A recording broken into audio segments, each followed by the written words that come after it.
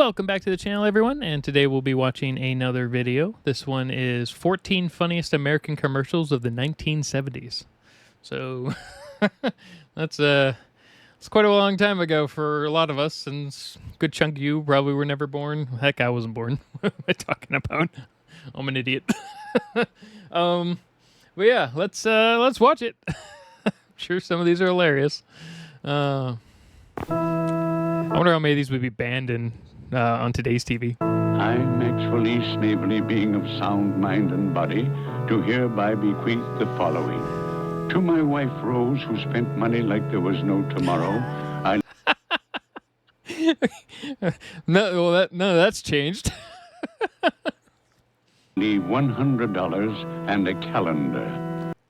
$100 in the calendar? To my sons, Rodney. Wait, why a calendar? All right. And Victor, who spent every dime I ever gave them on fancy cars and fast women, I leave $50 in dimes. What a dick. To my business partner, Jules, whose only motto was spend, spend, spend, I leave nothing, nothing, nothing. Uh-oh. He might be able to challenge that in court. You need to leave at least $1 in America. And to my other friends and relatives who also never learned the value of $1, I leave $1. Finally, to my nephew Harold, who oft-times said, a penny saved is a penny earned, and who also oft-times said, gee, Uncle Max, it sure pays to own a Volkswagen. Is this a Volkswagen commercial? All about how horrible his family is and saving money? Leave my entire fortune of $100 billion. 100 billion, jeez. Our first home-cooked meal. I'm glad you liked it, dear. I'll say. Honey, I've never seen a dumpling that big. I don't know why I'm laughing at this one. Sorry, by the way, sorry in advance about the quality. This is obviously stuff from 1970s, so 50 years ago. There's going to be lots of issues with the quality on a lot of this stuff, so you're just going to have to deal with it. Well, I considered making a lot of little ones, but I wanted to impress you with something that would really stick to your ribs. Right about where it's stuck. I said I'm sorry I couldn't finish the whole dumpling. It's a shame to throw it out. I froze it. Oh, It yeah. wasn't on the heavy side, was it, honey? I told you, my darling, it was perfect. It's an antacid commercial for, like, heartburn. Just perfect. Let's see, what would you like for tomorrow? Stuffed crab surprise. Geez, the amount of butter and stuff in that is going to be horrible. Cream duck delight. Is it beginning to rain, dear? No. He's trying to stop the bubbles from the Alka-Seltzer. Because it's so loud. That's so funny. No. Marshmallowed meatballs. Wow. That sounds disgustingly awful and horrible for you. Sweet and sour snails. Yum. Okay, that was weird. Poached oysters. What love doesn't conquer. He just walked back to go get more. Alka-Seltzer will. Okay, that was a great Alka-Seltzer commercial.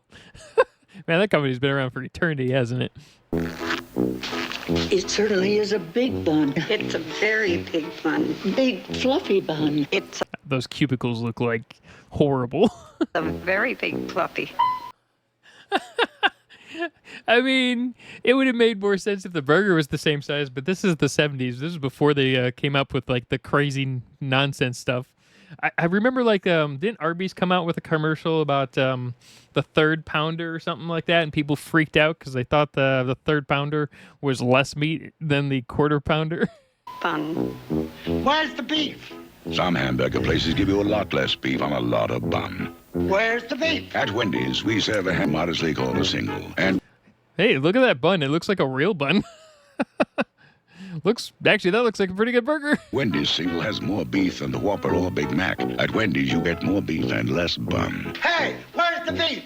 I don't think there's anybody back there. You want something better. You're Wendy's kind of people. You're Wendy's kind of people? That's interesting. You know, what's interesting is Wendy's overall has always had really interesting commercials. And like their social media campaigns are ridiculously insane. This is the foot that kicked the skate, that swung the door, that hit the vase, Is this a Mousetrap commercial, like the board game? that tipped the plant, that pushed the light, that struck the picture, that toppled the table, that knocked the radio, Oh, I was going to say TV, no radio. Okay. that scared the dog, that bumped the chair, that shoved the piano, It goes straight out the balcony. that collapsed the wall, The best part is back in the 70s, there was no like special effects like this, so they just had to smash an actual wall. that belonged to the lucky guy who was insured by Continental Oh, it's an insurance company. Okay. Insurance. Continental doesn't just insure the ordinary things that can happen. I wish insurance companies worked like this. Now they don't. They used to, apparently. Can even insure the things that just can't happen. But they do. Look for your Continental agent in the yellow pages. Is this even an insurance company anymore? Maybe they're out of business now. That was a good commercial, though. You've both worked hard to establish a wonderful way of life. But what if one of you were no longer in the picture?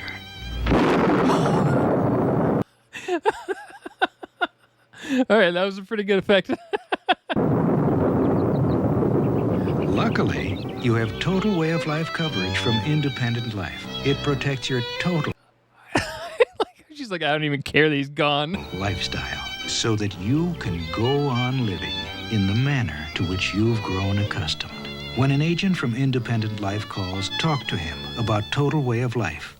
I want to know how much it cost back then. It's expensive now. Or sometime in the future. I mean, that does look like a Pepsi commercial. This class is perhaps the greatest archaeological discovery of our time. A dwelling called the Split Level Ranch. Marvelous. What's this, Professor? Ah, a spherical object they used to hurl at each other with great velocity while others looked on. Oh, was it baseball? I think it's a baseball. What's this? Oh, this device produced excruciatingly loud noises to which they would gyrate in pain. I mean, that's pretty accurate. Professor! Oh, man, the clothes from the 70s and 80s. I don't know what the heck everyone needed more drugs, I think. What is it? Odd.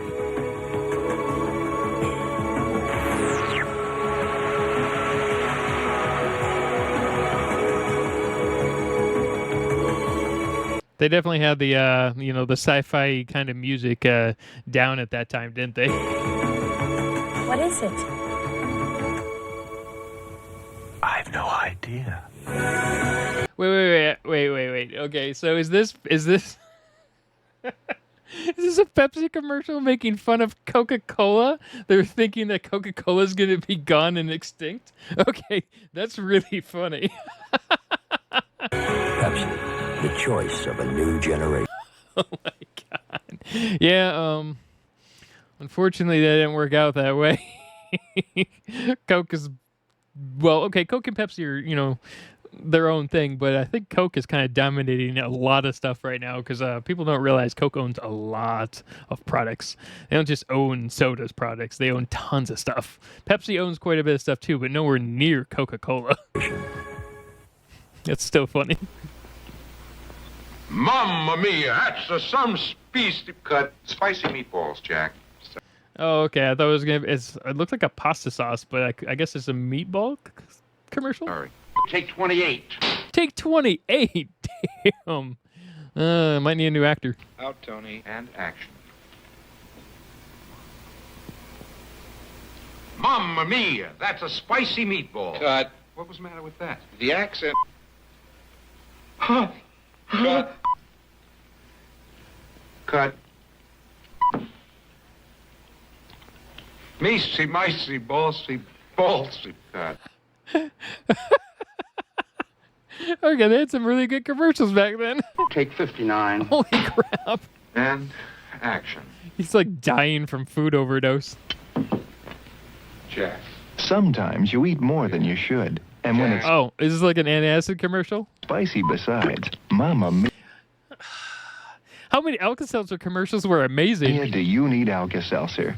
Alka-Seltzer can help unstuff you, relieve the acid indigestion, and help make you your old self again. And as far as I know, Alka-Seltzer's basically had the more or less the same recipe for decades. So I guess they got like faster acting ones now, but for the most part, it hasn't changed all that much from what I understand. Mamma mia, that's a spicy meatball. Cut.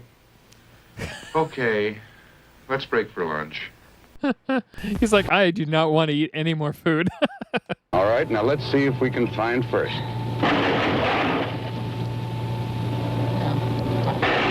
No, that's not. All right, to be fair, I mean, how many people actually know how to drive manuals or stick shift anymore? Maybe 5% of the population, at least in the U.S. Obviously, worldwide, it's a bit different, but almost every car in the U.S. is automatic. We're not even including the AI driving cars. Automated driving cars or self-driving. At some point, there's not even going to be steering wheels, right? And I'm one to talk. I drive 25 miles a year, so I'm not exactly the best person when it comes to driving. I would absolutely fail this. Not it. No, believe me, it's in there somewhere. No matter how rough you treat a rebel, it's awfully hard to hurt it. A survey of professional driving schools shows that they use more of our cars than any other kind. How am I doing? Okay, I get it. So it's a car commercial. See, when I was in driving school, they had you use your own car. I don't remember. Yeah, I never had one of the cars, that had the 2 steering wheels or whatever, or the extra like emergency brake kind of a thing. Yeah, I guess they used to teach people with special cars from driving schools. I guess it depends. A lot of driving schools probably still have their own cars, but like when you're out on the road, they're going to want you in your own car because it's a liability problem, right? Whereas maybe back in the 70s it wasn't as big of a deal. Doing a lot better than yesterday. Turn left. I can't do it while you're watching me. Okay, turn left. No, here. How does it feel the first time out in traffic? I don't know. I don't think okay, well, me, not personally, but if I like driving, I don't think I'd be a driving instructor. Jeez. How many times you almost die? Mr. Moss? Mr. Moss? Mr. Moss? Yeah, I'm like that guy. When I drive. Look out for the truck! What truck? Behind the bus! What bus? The rebel has held its own against some of the worst drivers in the world. Should I turn the... See? It's not that we've been having worse drivers. There's not worse drivers now as back in the 70s. People have always been terrible drivers. Windshield wiper on. At this point, it looks like the rebels are going to outlast the teachers. Okay.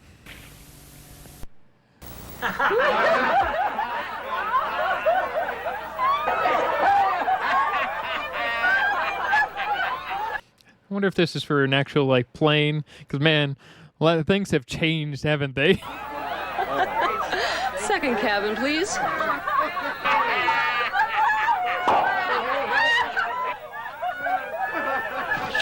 Yeah, the second cabin's gonna be awful.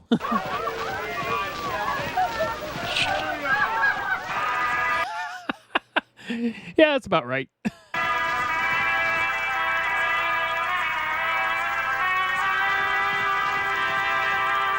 Southern I mean, the fact that he was allowed to bring any music on the plane, that's lucky. Airways believes that no man should be subjected to the indignity of being labeled or treated like a second-class citizen. Which is why, when you get on a Southern jet, Hi, Mr. Gill. Sit anywhere you like. you'll find no curtain separates the peasants from the nobility. Is this like an original Southwest commercial? No one takes the legroom from you and gives it to someone else. On Southern, there's only one class of service, and it isn't second. Was Southern before Southwest? I wonder. It would make sense. I mean,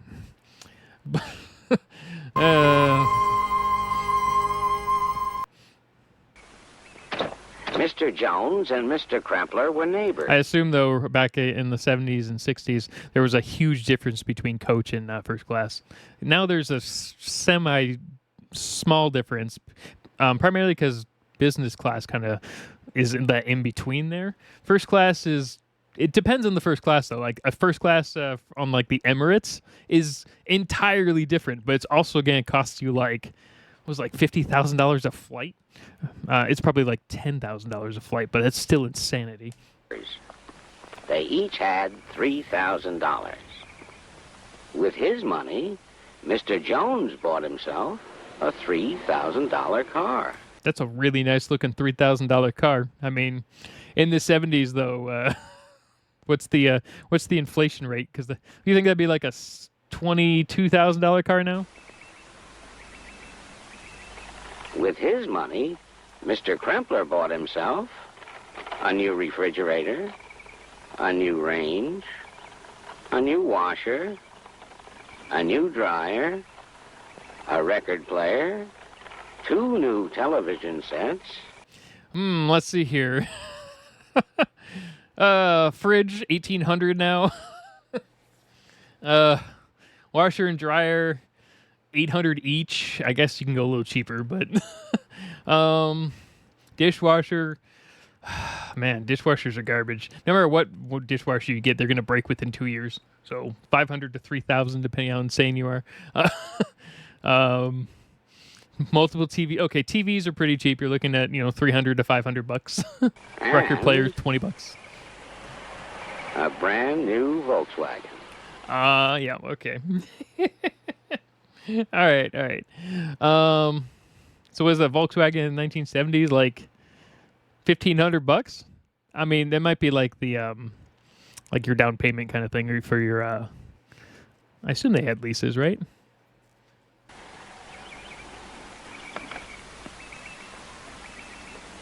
Now Mr. Jones is faced with that age-old problem: keeping up with the Cramplers.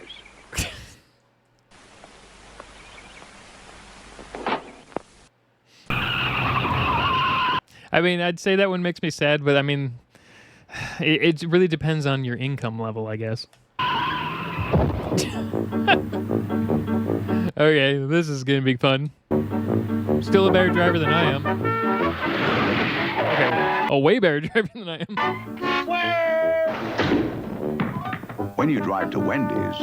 Of course, it's a Wendy's commercial. And order a single, you get more beef than the Whopper or the Big Mac.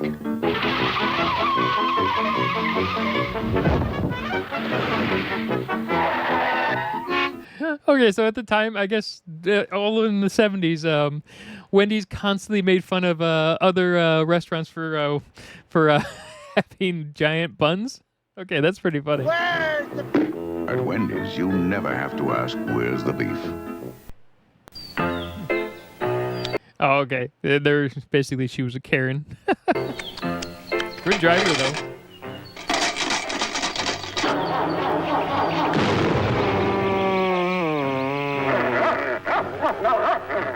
Is it like a weight loss commercial or something? You can't count on anything these days. Or everything's broken? Did you type the letter I told you to type? No. With possibly Typical employee. one exception. Federal Express. Oh. This is before it was FedEx, right? I mean, it's probably still called Federal Express. I think we just all know it as FedEx, right? When it absolutely positively has to be there overnight. Yeah, I don't know about that. I don't know how many overnight things I've gotten from FedEx that showed up 5 days late. And I had signed ones that were like $80 to ship it like one town over. Ridiculous. At least if I did like Uber, at least it would get there on time. The Volkswagen Karmann Ghia is the most economical sports car you can buy.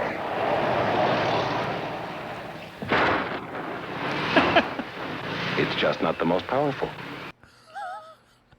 Can't even make it through paper.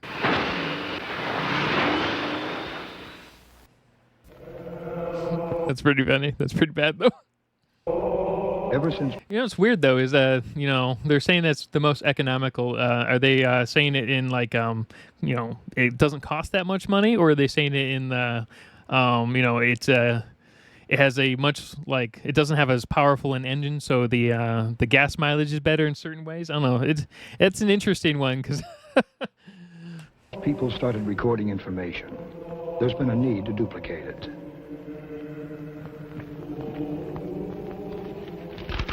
Very nice work, Brother Dominic. Thank you. Very nice. Now, I would like 500 more sets. He's like, oh no. Brother Dominic, how are you? Is this gonna be like a Kinko's commercial? I wonder what company this is. Could you do a big job for me? The Xerox 9200 duplicating system. Unlike anything we've ever... It's just a Xerox commercial. Okay, I get it. ...made. Feeds and cycles originals. Has a computerized programmer that controls the entire system. Can duplicate, reduce, and assemble a virtually limitless number of complete sets. And does it all at an incredible 2 pages per second. 2 pages per second, huh? That's actually pretty good for that time period. I mean, even now, though, we have... Okay, let's face it, we can do a lot of pages real quick, but it just depends on the system you have. That's a huge one, so you're looking at that was a big like $25,000 system. Here are your sets, Father. The 500 sets you asked for. It's a miracle. Okay, that was a good Xerox commercial. All right, that was pretty funny. We should definitely watch more of these. Anyway, have a good day, everyone.